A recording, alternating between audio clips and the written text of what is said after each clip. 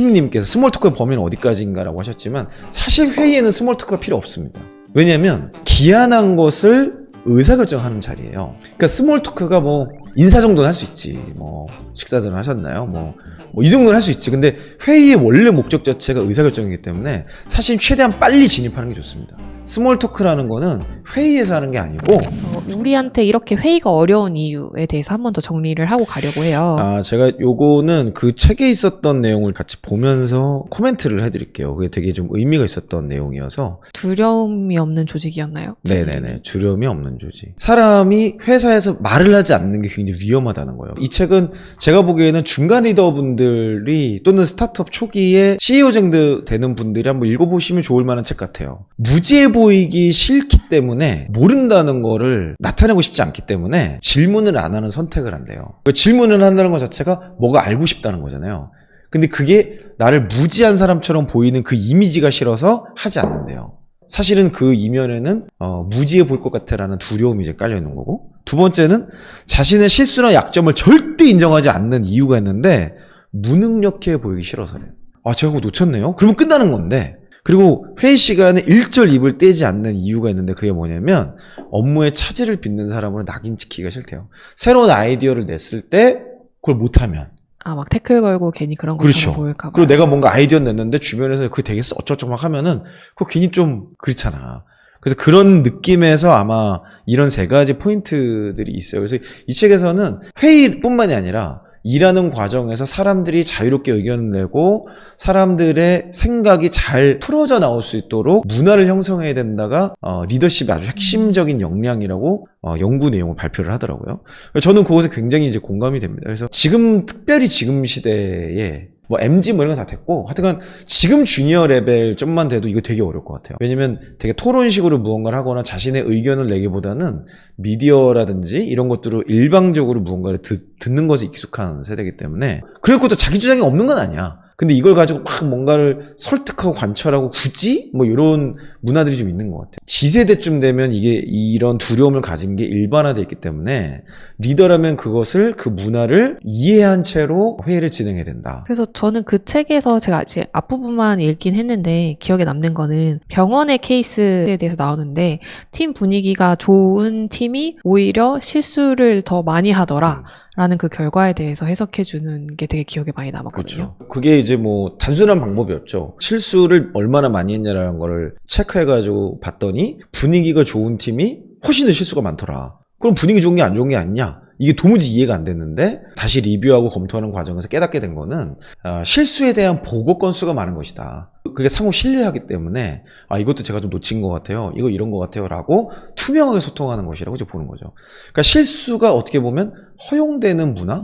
허용되는 실수를 해도 나는 괜찮아 라는 조직 문화이기 때문에 그게 가능하다는 연구 결과였어요. 저는 회의가 일종의 그런 거라고 봅니다. 그러니까 잘못된 의견 낼 수도 있어요. 그리고 의견 중에 잘못된 게 있을까? 개념 없는 의견은 있지. 개념 없는 의견이 있어. 근데 그게 잘못됐냐? 그냥 그 사람 수준에서는 최선의 의견을 낸 거라고 그냥 받아줘야 되는 거거든요. 그리고 그러니까 개념이 없다라면 그게 왜 개념 없는지를 피드백을 해줘야죠. 안 그러면 그 사람은 계속 학습이 안 된 채로 동일한 실수를 이제 반복할 수밖에 없는 거니까요. 그래서 피니님이 이 형님도 토론하시는 걸 즐기시는 저는 매우 즐깁니다. 그죠? 그래서 제가 시도 때도 없이 토론을 발제를 해가지고 함께 일하시는 분들이 굉장히 불편하시고 힘들어하실 때도 있긴 합니다. 근데 뭐 그래도 그렇게 한바탕 해야 좀 좋은 것 같아. 서로 시원하고 끝나고 나면은 좀 이렇게 그 해결이 좀 되고. 이 형님은 이 회의를 왜 해야 되냐 항상 물어보시거든요. 그렇죠. 모든 회의는 이 회의의 목적이 뭐냐. 네, 그래서 의견 안 낼 사람은 들어오지도 마. 그렇지. 그거는 잘 조직화된 회의냐 아니냐의 차이인 것 같아요. 회의의 정의가 뭐냐. 제가 사전을 찾아보니까 명사고요.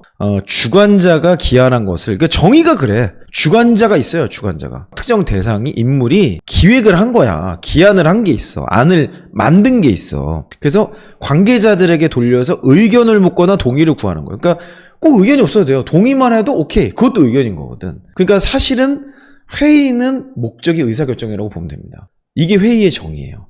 의사결정 사안이 없으면 사실은 모일 이유가 없어요. 그게 가장 중요한 포인트인 것 같아요. 그래서 우리가 딱 회의 들어갔을 때 이게 지금 회의냐 실무냐 친목도모냐 그냥 모여서 티타임 갖는 거? 이것도 어떤 사람 입장에서는 회의라고 생각할 수 있어요. 근데 상사의 의도는 그냥 야, 차 한잔 하면서 얘기나 좀 하자. 너 주말 어떻게 보냈어? 근데 이런 거일 수도 있거든. 친목도 꼭 나쁜 건 아니야. 팀워크를 조금 더 부드럽게 하기 위한 아주 의도적인 모임일 수 있죠. 근데 이제 가끔씩 이제 상사분 조금 미숙한 리더십 같은 경우 이거를 계속 헷갈리는 거야. 친목 도모를 목적으로 특별한 의사결정 안건 없이 모여놓고 교정 피드백을 막 해버려. 막 커피 막 그때 확 부어버리고 싶지 뭐. 그러면 좋은 분위기 있는데 가가지고는 막 뭐라 그러니까 이제 미치고 팔짝들 노리신 거고, 또는 의사결정 안건이 있어야 될 회의에서 친목동을 하고 자빠진 거야. 그러니까 이거 미치고 팔짝 뛸 거지. 나 지금 바빠 죽겠는데. 이런 것들이 뭐 딱 모든 걸 무자르지 딱딱딱 쓸 수는 없어. 그렇지만 그럼에도 불구하고 우선순위 가장 큰 덩어리의 목적이 뭔지는 좀 서로 이야기 좀 할 필요가 있다. 킴님께서 스몰토크의 범위는 어디까지인가라고 하셨지만 사실 회의에는 스몰토크가 필요 없습니다. 왜냐하면 기한한 것을 의사결정하는 자리예요. 그러니까 스몰토크가 뭐 인사 정도는 할 수 있지. 뭐 식사들은 하셨나요? 뭐 이 정도는 할 수 있지. 근데 회의의 원래 목적 자체가 의사결정이기 때문에 사실 최대한 빨리 진입하는 게 좋습니다. 근데 뭐 예를 들면 큰 컨퍼런스를 한다. 정말 많은 사람들이 모여. 그러면 앞단에서 좀 뭔가 주의를 주목시키고 사람들이 같은 그 단어나 감정이나 이런 거를 같은 선상에서 의사결정을 하기 위해서 그런 것들을 할 수 있죠. 근데 우리가 회의에서 경험하는 대부분의 일반적인 이 회의는 사실은 의사결정이 목적이어야 되기 때문에 스몰 토크가 필요 없다. 스몰 토크라는 거는 회의에서 하는 게 아니고 평소에 하는 겁니다. 평소에. 뭐 어제 무슨 일 있었냐? 어제 힘들어 보이던데. 이런 거는 평소에 하는 거예요. 밥 먹으면서 한다든지 아니면 티타임을 한다든지 이럴 때 쓰는 거지. 회의 때 스몰 토크라는 거는 아주 뭐 짧게 그냥 정말 너무 좀 얼음장 같은 분위기에서 할 수는 있겠으나 그것이 주류가 될 수는 없다라고 이제 보는 거죠. 네. 그래서 그럼 이형님이 좀 정리해 주신 거를 보면은 의사결정을 위해서 주관자에 의해 2명 이상이 모인 것을 회의라고 볼 수 그렇죠. 있을까요? 의사결정 사안이 없으면 회의로서 기능하지 않는다. 네. 그리고 기한자, 기획을 하는 안건이나 사람이 없으면 사실은 그것은 회의가 아니다. 대부분 그냥 침묵돔으로 끝날 확률이 높습니다. 그래서 이 드러커는 그런 얘기를 해요. 155페이지가 성과를 내는 효과적인 회의라는 챕터거든요. 근데 여기 보면 되게 중요한 얘기를 합니다. 우리가 회의를 여는 이유는 무엇인가? 의사결정을 하려 하는가? 아니면 무슨 정보를 알리려 하는가? 또는 우리가 해야 할 일을 스스로 확인하려는 것인가? 셋 중에 하나를 해야 된다는 거예요. 회의를 여는 이유가 일단 가장 중요한 전제가 뭔지를 서로 공감을 해야 되고, 의사결정이냐? 아니면 정보를 알리려고 하는 거냐? 아니면 과제를 확인하기 위해서 하는 거냐? 과제를 확인한다는 건 이거예요. 우리가 지금까지 막 이런 일들을 했는데, 예를 들면 오늘처럼 스트리밍을 막 했어. 스트리밍을 막 했는데 지금 책일남을 스트리밍으로 우리가 바꿨잖아요. 그럼 이제 내일쯤에 우리는 회의를 해야겠죠. 책일남을 계속 이렇게 할 것인가? 그건 과제 확인이에요. 이것도 회의입니다. 의사결정을 하는 거죠. 아까 회의에 대해서 어려워했던 게 그 목적 없는 회의, 의미 없는 회의였는데 그거를 3가지로 의사결정, 정보 공유, 과제 확인 이렇게 그렇죠. 네. 드러커는 그렇게 나눌 제시를 수- 한다는 거예요. 네. 그래서 여기 155페이지 맨 마지막 줄에 가면은 이런 얘기가 나옵니다. 참석자 모두의 멋진 아이디어를 소개하는 자유토론으로 변질되는 것을 허용하지 않는데요. 그러니까 자유토론 그러면 뭔가 되게 자유로워 보이고 세련돼 보이지 않나요? 근데 드러커는 그거를 변질이라고 그래요. 변질. 그만큼 회의는 잘 기획되고 짜여져 있어야 된다는 거예요.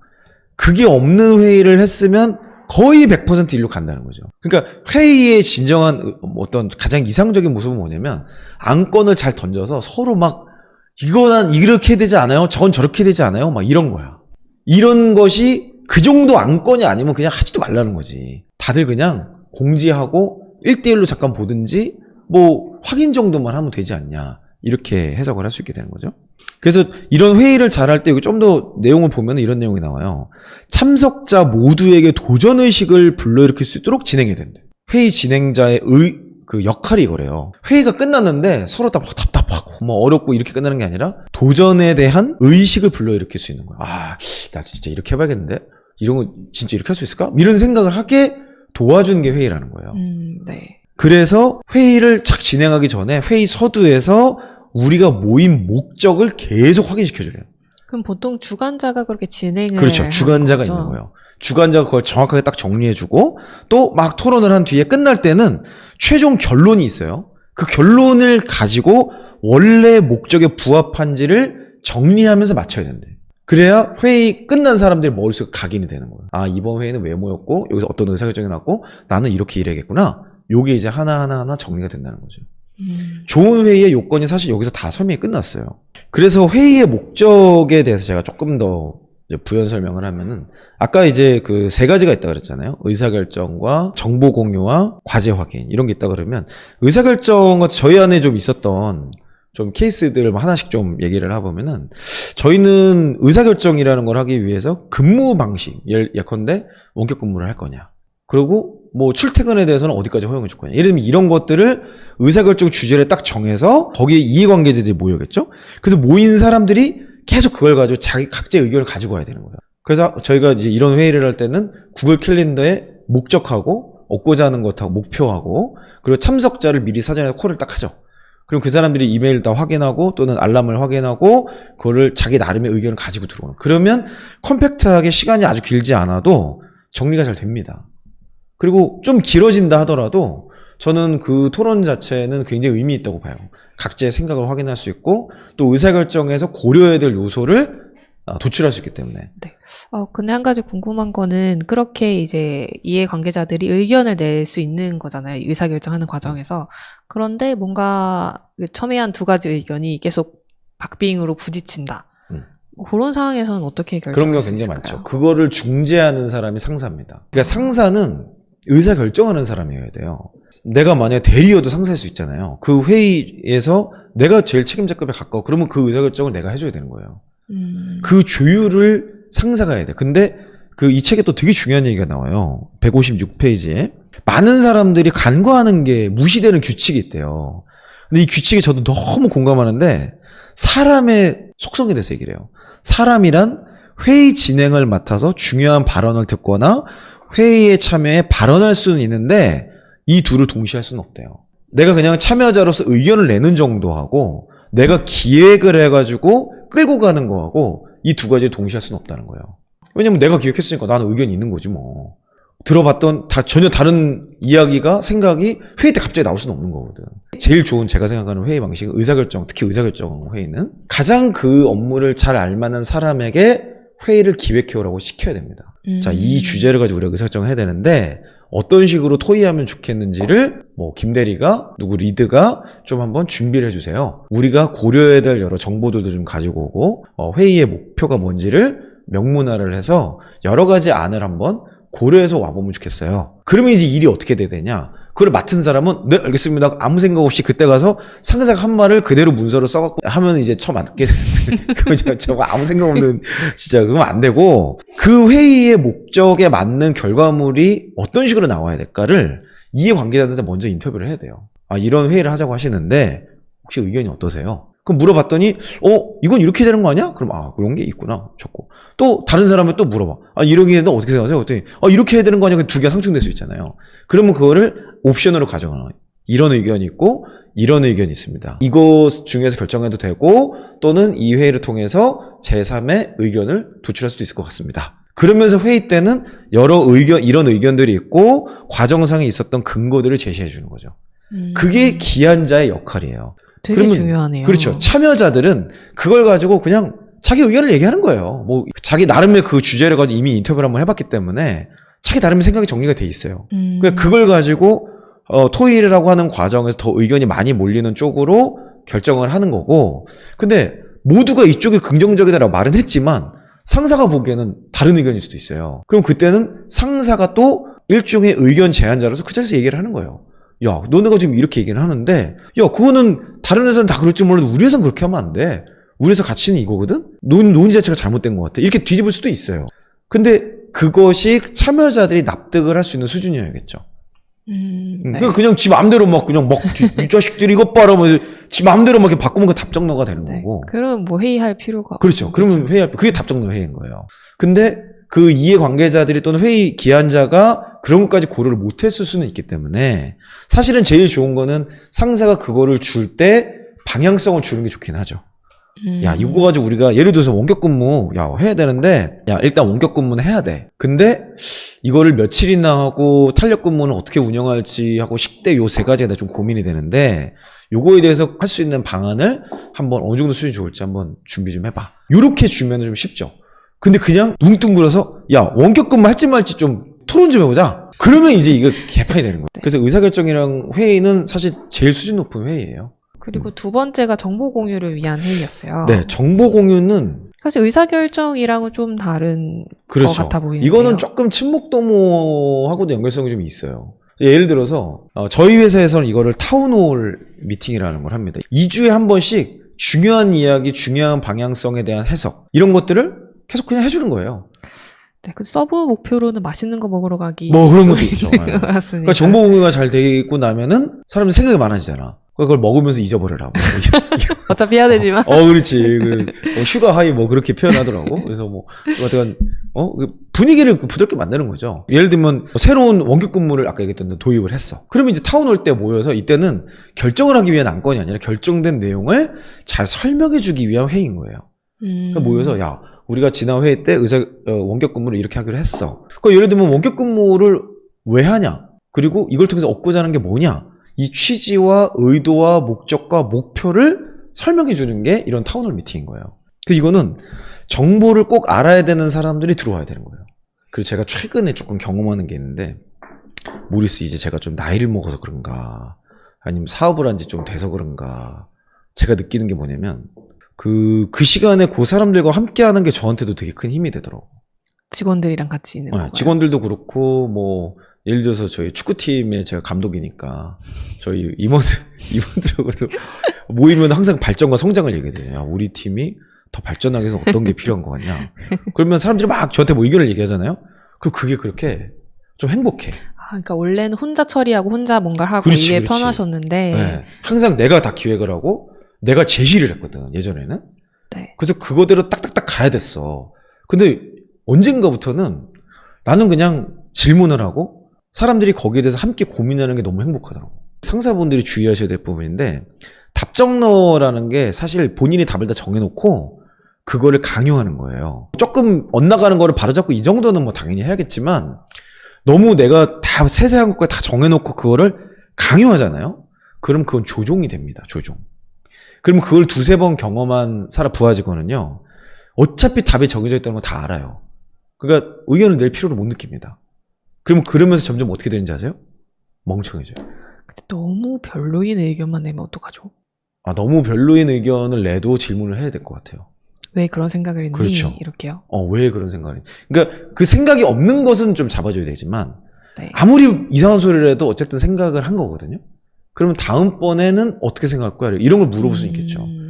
그러니까 그거를 계속 물어봐 주는 게 상사인 것 같아요.